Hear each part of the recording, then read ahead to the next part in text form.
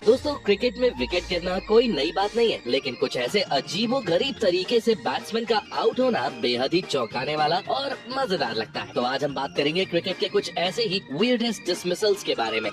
Number 1, U19 के इस match के दौरान ऋषभ पंत को लगा कि शायद बॉल डेड हो चुकी है, लेकिन ऐसा कुछ भी नहीं हुआ था, बल्कि विकेट कीपर बड़े ही ध्यान से ऋषभ की मूवमेंट्स को देख रहा था और जैसे ही ऋषभ ने क्रीज को छोड़ा, उसने ऋषभ को रन आउट कर दिया। आपको याद होगा, गुजरात लायंस के खिलाफ भी बल्लेबाजी करते हुए ऋषभ पंत ऐसे ही 99 रन पर आउट हुए थे। ये और वो डिसमिसल सेम ही है।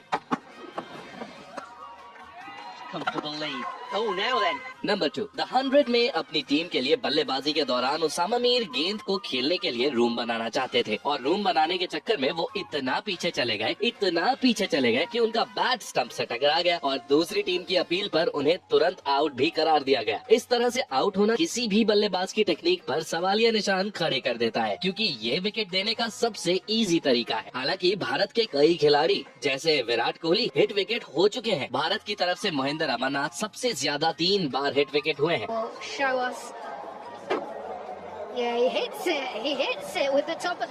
नंबर 3, दोस्तों, क्या कोई शॉर्ट बॉल पर बोल्ड हो सकता है? इस पर आपका जवाब होगा नहीं, लेकिन पाकिस्तान सुपर लीग के एक मैच के दौरान आजम खान बल्लेबाजी कर रहे थे और अपनी पारी के दौरान एक गेंद उनके जबड़े से आकर टकराई, जिसके कारण वो इतना घूम गए कि गेंद जब नीचे गिरी तो वो स्टंप की लाइन पर थी। कहानी यही खत्म नहीं हुई। आजम खान ने उसी गिरती हुई गेंद को रोकने के लिए बल्ला आगे घुमा दिया, जिस कारण बल्ला भी स्टंप से जाकर टकरा गया। बाद में काफी देर तक रिप्ले देखा गया ताकि ये पता लगाया जा सके कि आजम खान बोल्ड हुए थे या फिर हिट विकेट।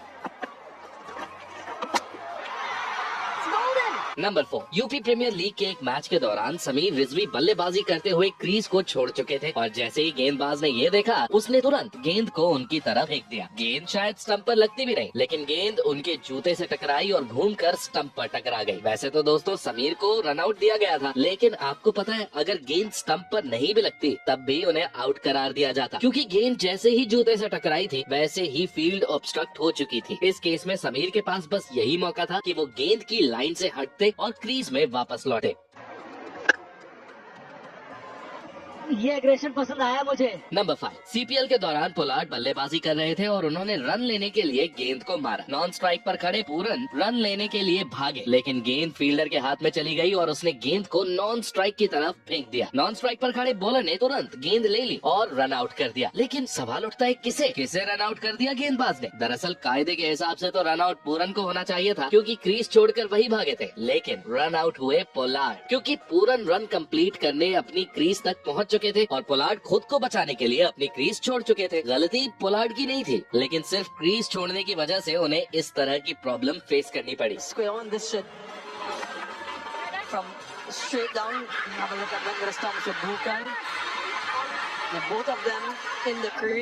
नंबर 6, हेलमेट लगाते समय अगर आप उसकी स्ट्रैप नहीं बांधते हैं तो आपको कुछ इस तरह का नतीजा देखने को मिल सकता है। दरअसल इस मैच के दौरान केविन पीटरसन वेस्ट इंडीज के खिलाफ अच्छी बल्लेबाजी कर रहे थे। हालांकि डीजे ब्रावो की एक शॉर्ट गेंद पर वो प्लम्ब हो गए और उन्हें कुछ समझ ही नहीं आया कि आखिर ये हुआ क्या, और उनकी इसी उधेड़ बुन के बीच उनका हेलमेट जमीन पर नीचे गिर गया, जो कि जाकर सीधा टकराया स्टंप से। बस इतनी देर थी और वेस्ट इंडीज की टीम ने विकेट को सेलिब्रेट करना शुरू कर दिया।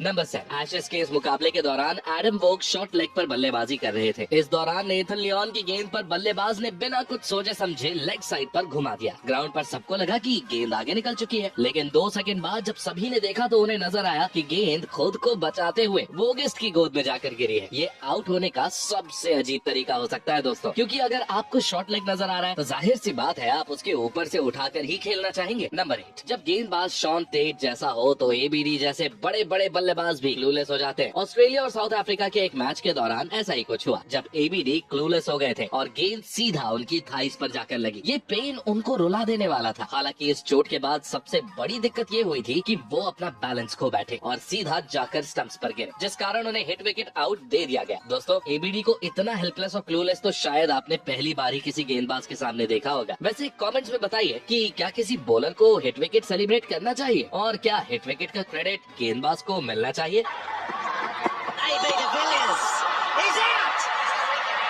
नंबर 10 शेफील्ड शील्ड के इस